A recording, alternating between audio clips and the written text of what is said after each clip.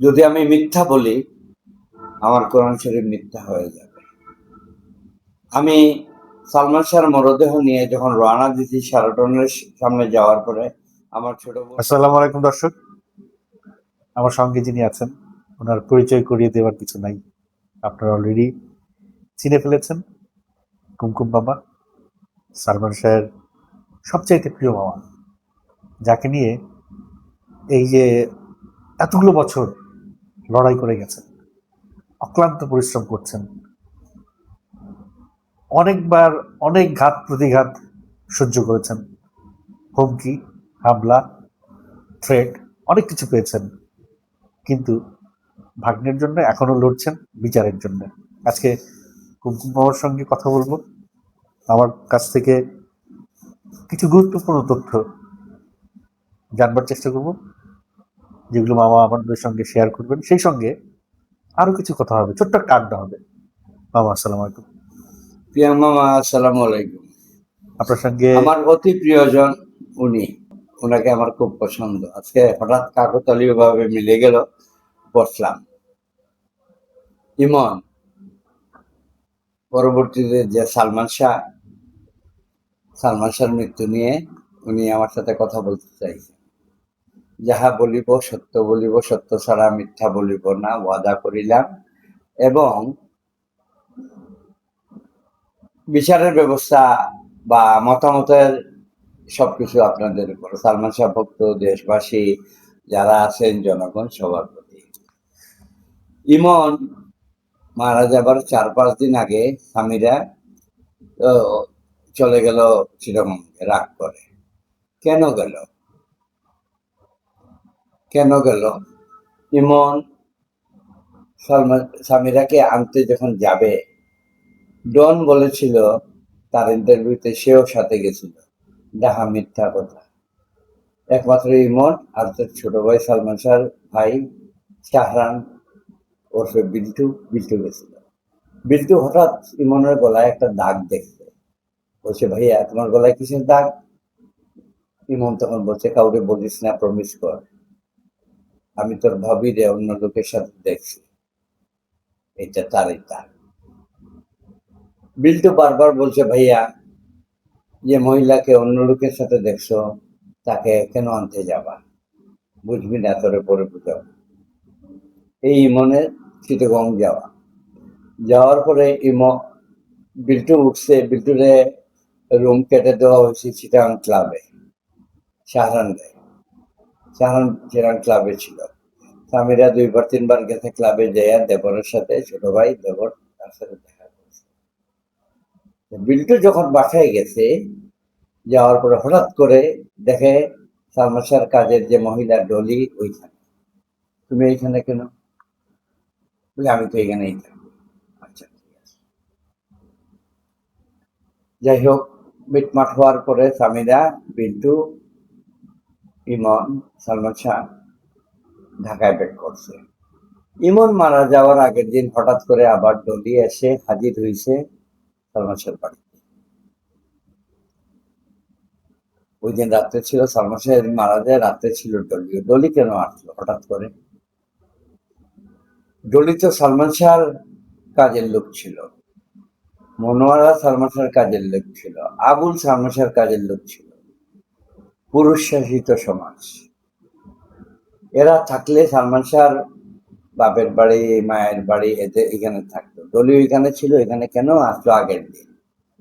আমার একটা গ্রেট প্রশ্ন আপনার কাছে। আচ্ছা, ইমন মারা যাওয়ার পরে যখন হাসপাতালে নেওয়া হলো, হঠাৎ করে বিল্টুর মনে হইলো ভাইয়ার ঘর তো খোলা, চলে যাই, ভাবিকে নিয়ে আসি, ভাইয়ার পোস্টমর্টম করবে। বিল্টু তার বন্ধুকে নিয়ে, বন্ধুর নাম বলছি না, প্রকাশ হয়ে যাবে, সাক্ষী হিসাবে যদি চায় ডিপার্টমেন্ট, আইন হাজির করবো। বিল্টু তার বন্ধুকে নিয়ে তাড়াতাড়ি করে সালমান শাহ বাড়িতে আসছে, আইসে সামিরাকে পাইছে। সামিরা বিল্টুকে দেখা মাত্র কিছু বলার আগে দৌড়ে এসে বিল্টুর পায়ে ধরছে। বিল্টু ছোট ভাই দেবর, পায়ে ধরবে কেন? ভাইয়া ভাইয়া আমি কিচ্ছু জানি না, আমি কিচ্ছু জানি না, কেমন কিচ্ছু জানি না, এই কথা বলবে না। বিল্টু তখন রাগান্বিত হয়ে ধমক দিছে, ভাইয়ের কি হইছে, ভাইয়ের কি হইছে? তখন স্বামীরা পা ছেড়ে দৌড় দিছে, দরজা খোলা। হ্যাঁ, বিল্টু তখন বলছে তার বন্ধুদের ধর ধর, স্বামীরা দৌড়ায় চলে গেছে। বিল্টু ঘরটা তালাবদ্ধ করে যখন লিফটে টিপ দিছে, লিফটে উঠছে, ৭ তলা না ৮ তলায় লিফট থেমে গেছে। বিল্টু দেখছে যে স্বামীরা ওইখানে দাঁড়ানো, আরো ৪ জন পুরুষ মানুষ দাঁড়ানো, ধরে। বিল্টু টিপ দিছে লিফটে, আল্লাহর হুকুমে লিফট নিচে চলে গেছে। নিচে নামার পরে দারোয়ান দিলওয়ার, তার সাথে আরো ৪-৫ জন ছিল, এরা বিল্টুকে আটকাইতে যাইতে দেবে না। কেন যাইতে দেবে না? বলতেছে উপরে কি বলছেন আপনি, এটার জবাব দিয়ে যাইতে হবে। তখন আরো ২ জন দারোয়ান এসে বিল্টুকে ছাড়াইয়া বলছে, ভাই আপনি দ্রুত চলে যান এখান থেকে। বিল্টু তখন চলে আসছে। এটা সত্য। আরেকটা সত্য, যদি আমি মিথ্যা বলি, আমার কোরআন শরীফ মিথ্যা হয়ে যাবে। আমি সালমান শাহর মরদেহ নিয়ে যখন রওনা দিছি শেরাটনের সামনে যাওয়ার পরে, আমার ছোট বোন মারা গেছে মলি, মলির ড্রাইভার এখনো জীবিত আছে, মলির স্বামী জীবিত আছে। আমি বলছি স্বামীরা কেন, স্বামীরা কি যাচ্ছে আমাদের সাথে? বলে না, বলে না। স্বামীকে কবর দেওয়ার সময় স্থির থাকতে হবে, গাড়ি ঘোরাও। মলি তুমি দেখো স্বামীরা কই আছে। মলি তখন দিতিকে ফোন করছে, যে দিতি, মলি আমার ছোট বোনের বান্ধবী দিতি। দিতি বলছে যে স্বামীরা এখানে আছে, ভাইয়াকে বলো চলে আসতে। গেছি, যাওয়ার পরে আমি যখন একটা ফ্ল্যাটে ঢুকছি, ৯ তলায় না ৮ তলায় আমার মনে নাই, স্বামীরের বাবাকে এবং আরেকজন পুলিশ অফিসার বসা দেখছি। আমি পরিচয় দিচ্ছি, আমি সালমান শাহর মামা, কুমকুম মামা। আমাকে আপনি এবং আপনার মেয়ে ছেলেটা আসেন, আপনার জামাইকে, আপনার মেয়ের হাজবেন্ডকে দাফন করার জন্য। এটা আমি কালকে সকালে আপনাদেরকে সসম্মানে ঢাকা পাঠাই। উনি বলছে না, সে যাবে না। বলছে আলহামদুলিল্লাহ। স্বামীরাকে আমি জিজ্ঞেস করি, বেডরুমে গেছি, যে স্বামীরাকে জিজ্ঞেস করলাম, দেখলাম আরো ৪-৫ জন মহিলা সহ সে বসে আছে, সুন্দর কাপড় পরা, নাইস, হালকা লিপস্টিক দেওয়া। হ্যাঁ, মামা বলে যে দৌড়াইয়া ধরছে আমাদের। আমি বললাম যা হওয়ার হয়েছে, তুমি আমার সাথে সিলেট চলো, তোমার হাজবেন্ডকে দাফন করো, এটা তোমার কর্তব্য। এরপরে তুমি আমি ঢাকায় নিয়ে আসবো, সসম্মানে কেউ তোমার কিছু বলবে না। তখন রুবি সুলতান এখানে ছিল, বলছে না, সে যাবে না। সালমান শাহ মারা যাওয়ার পরে ইকবাল নাকি নাম, আমার মনে নেই, সে বিয়ে করছে, ডিভোর্স হয়েছে, পরবর্তীতে বিয়ে করছে আপনার ইশতিয়াক। ইশতিয়াকের ঘরে ২০ বছর না ২২ বছর সংসার করার পরে ৩টা বিবাহ উপযুক্ত বাচ্চা কাচ্চা আছে। আচ্ছা, ইশতিয়াক বিয়ে করতে, ভাবলাম যে বন্ধুর বউ মারা গেছে, বন্ধু তাকে শেল্টার দিই। ইশতিয়াকের পরে এই যে লোকটা, কি নাম জানি, এখন যে হাজবেন্ড আছে এর নামটা কি, এই লোকটা যে বিয়ে করলো, কি কারণে বিয়ে করলো? ৩ বাচ্চার মা, একটা বিতর্কিত মহিলা, আপনার বিভিন্ন অপবাদ। আমি যদি এখন এই বয়সে বিয়ে করি, তাহলে আমি তো বিয়ে করবো হাফেজ অথবা আলেম, যে আমাকে সেবা করতে পারে, ঘর সংসার দেখতে পারে। এই লোকটা এই বৃদ্ধ বয়সে, এই লোকটা তার বাপের বন্ধু, স্বামীর বাপের বন্ধু, সে কেন বিয়ে করলো? এখানে কি লুকায়িত আছে? ৩ বাচ্চাকে ফেলে, হ্যাঁ, এই ২২ বছর ২৩ বছরের সংসার জীবন ফেলে। আর আপনার এটাই তো চরিত্রের বহিঃপ্রকাশ। আপনাকে একটা জিনিস দেখাই, যে মানুষের জীবনে কত কিছু ঘটতে পারে। আপনি এইটা, এইটার মানেটা কি, আপনি দেখেন, প্রথম স্বামী ১৯৯২ থেকে ১৯৯৬, দ্বিতীয় স্বামী ১৯৯৯ থেকে ২০২১, তৃতীয় স্বামী ২০২১ বর্তমান। এই যে আপনাকে দেখাচ্ছি, এইগুলো অ্যানালাইসিসের বিষয়। আপনারা আরেকটা জিনিস খেয়াল করেন, এই মামলাটায় হাত দেওয়ার পরে যে আমাদের টিম আছে, একটা সালমান শাহ ভক্তবৃন্দের টিম আছে, মামুন নাম। ওনাকে থ্রেট দেওয়া হয়েছে। এই মামুনের ফোনের মধ্যে থ্রেড দিছে কি, মামুন নীলা চৌধুরীকে বলো সালমান শাহ মৃত্যু নিয়ে বাড়াবাড়ি না করতে, তা না হলে আমরা যেভাবে সালমান শাহকে হত্যা করেছি সেভাবে শাহরানকে হত্যা করব। এই দেখেন আপনারা, শাকিল কিবরিয়া থেকে একটা ফেক আইডি থেকে এইটা কি আমার বের করা দরকার শাকিল কিবরিয়াকে, না ডিবি, এনএসআই, পুলিশ, সিআইডি, তাদের কাজ না আমার কাজ? আপনারা বিবেচনা করবেন। জনগণই সকল ক্ষমতার উৎস। সালমান শাহ ভক্তরা সালমান শাহ হত্যাকারী বের করার উৎস। যাক, ভুল ত্রুটি হইতে পারে, আমাকে ক্ষমা করিলেন। বুঝছেন? আপনার ইশতিয়াকের কথা বললাম, রানিং হাজবেন্ড। আপনারা একটা জিনিস খেয়াল করবেন, সত্য কোনোদিন চাপা থাকে না।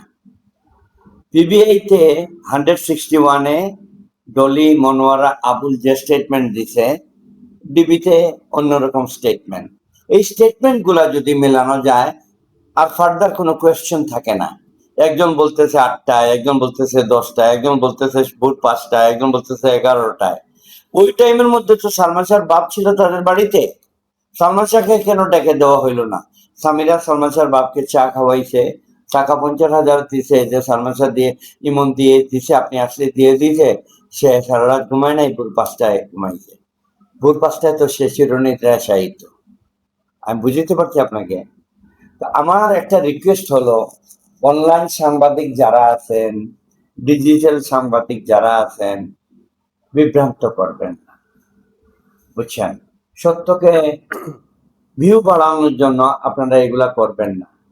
আপনাদের এইসব করার কারণে যারা এই পিয়াংয়ের মতো লোক এবং অন্যান্য যারা জার্নালিস্ট আছে, এদেরকে বিভ্রান্ত করছেন, পথভ্রষ্ট করতেছেন এবং এদের বদনাম হচ্ছে। দয়া করে আল্লাহর রাস্তে সরকারও এই আইন করুন, যে সরকারের কাছে রিকোয়েস্ট যে এইসব ভিউ ফাইন্ডারদের, ভিউ কালেক্টরদের যেন একটা বিধি ব্যবস্থা করে। আমার এই যে কথাগুলা বললাম, কার কি পছন্দ হবে জানি না। বর্তমান সিচুয়েশনে কিছু কিছু কন্টেন্ট ক্রিয়েটার সালমান শাহর মায়ের বিরুদ্ধে উঠে পড়ে লেগে গেছে। আবার কিছু কিছু কন্টেন্ট ক্রিয়েটার সালমান শাহর মায়ের পক্ষে কথা বলতেছে। হ্যাঁ, সালমান শাহর পক্ষে লোক থাকবে, সামিরা, ডন, এদের পক্ষে যে লোক থাকবে তারা এগুলা করবে। বিচার বিবেচনা আপনাদের হাতে। এই সিচুয়েশনে রাইট না এইসব কমেন্ট করা থেকে বিরত থাকেন। যারা আজে বাজে কমেন্ট করবেন, মন্তব্য করবেন, আমি আইনের আওতায় আনতে আপনাদেরকে বাধ্য করব। কারণ বেফাস কথা, তাহলে আপনি জানেন সালমান শাহ কিভাবে খুন হয়েছে, কি কারণে খুন হয়েছে, আপনি জানেন, আপনাকে আমি আইনের আওতায় আনতে বাধ্য করব। এখন আপনি আমাকে কি প্রশ্ন করবেন, আপনি বলেন।